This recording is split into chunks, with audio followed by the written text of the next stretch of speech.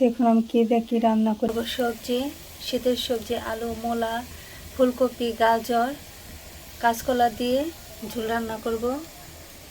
দেব তেজপাতা, টমেটো, বাগারে লাগবে আমার মুগ ডাল, রসুন কুচি, শুকনো মরিচ, কালি জিরা। দেখুন আমি কীভাবে কী রান্না করি।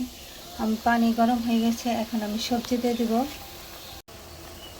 পানিটা আমি আগে বসিয়ে রেখেছিলাম, এখন সবজি দিয়ে দেব।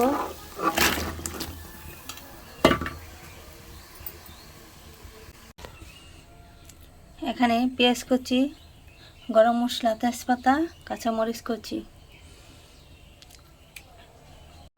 আমার সবজি সিদ্ধ হয়ে গেছে, এখন দিয়ে দেবো লবণ, দিয়ে দেবো টমেটো,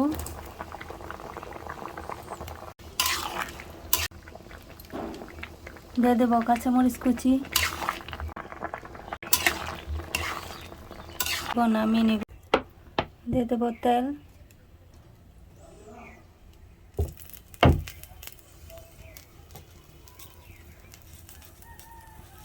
দিয়ে দেবো মুগ ডাল, শুকনো মরিচ, রসুন।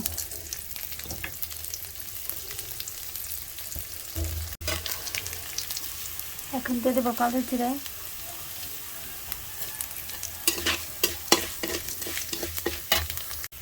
লাল হয়ে গেছে, এখন সবজি ঢেলে দেবো।